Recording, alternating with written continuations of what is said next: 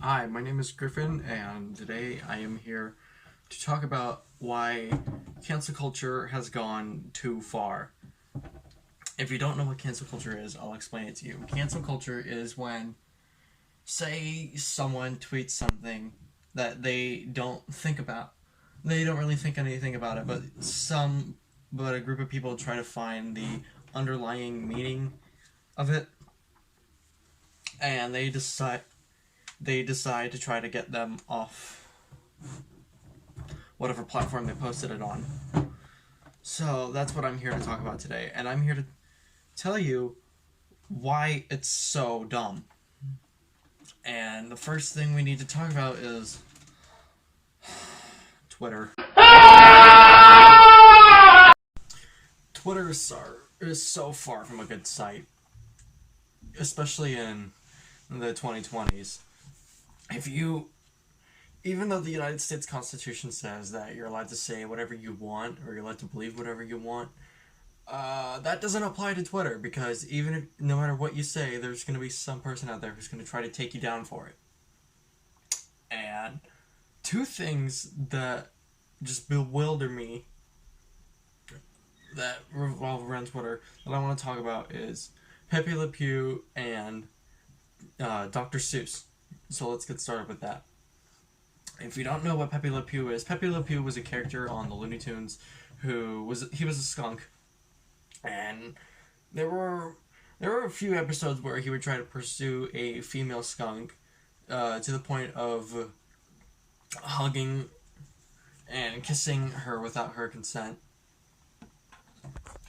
But which makes sense because what child is looking at that is going to try that on someone else? And besides, they're kids; they don't even know what they're doing.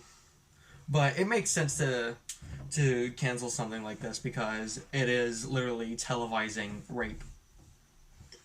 Well, with Dr. Seuss, however, that's a different story. I owned some of the popular Dr. Seuss books when I was younger: Green Eggs and Ham, Horton Hears a Who. Um, those are the only two I can name off the top of my head. And I heard there were like 6 or 7 books banned, and not because they were quote unquote racist towards Asian people. I've on those books. They had no effect on my views of Asian culture, but I guess now I'm a war criminal in the eyes of Twitter. And one thing I also heard is that Dr. Seuss actually edited those books in the future, like later on, to be less racist. But less does not mean not at all. I just think that people need to get a grip and actually do some research before they delve deep into what should or shouldn't be canceled. And one more thing that I'd like to talk about is my mom had a lunchbox when she was younger with the characters Adamant and Morocco Mole, and back then she didn't even know what Morocco was. So how could it corrupt her in such a way that it would today? But nowadays it does seem like a sort of like a racist stereotype of Moroccan people. Here, I'll show you that clip right now. Hi everybody, my name is Griffin and I'm here to interview my mother, Elise Libnick. And I'm here to talk to you about your lunchbox that you've had since you were 5. It is based around the cartoon Secret Squirrel and Morocco Mole, and I'm here to talk about why people would get offended about this character, Morocco Mole. So, you've had this since you were 5, correct? Yes, this is the very first lunchbox I ever owned. I picked it out myself when I was in probably kindergarten, and I've owned it ever since. I've held on to it. Okay.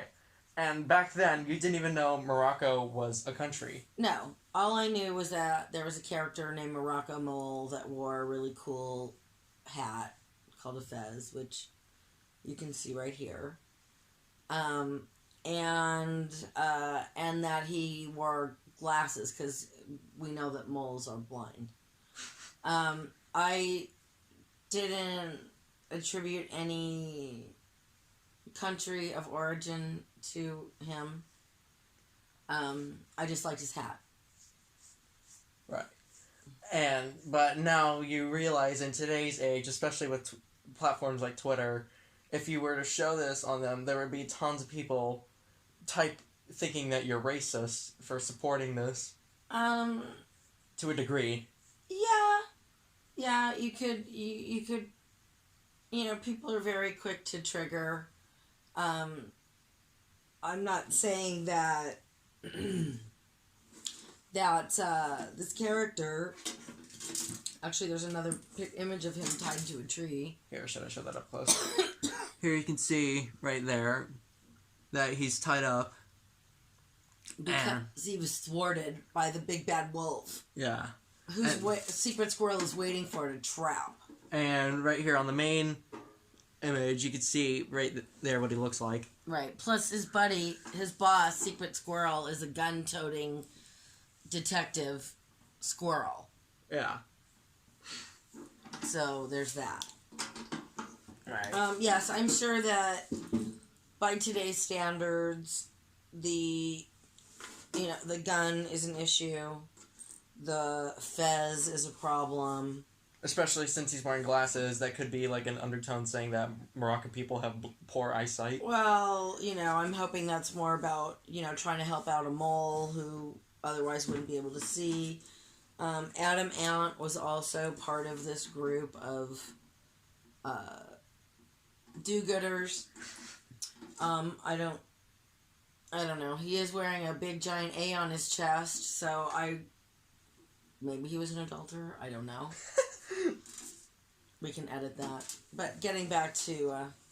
No, don't forget this part right here with the white cop. Oh, yeah.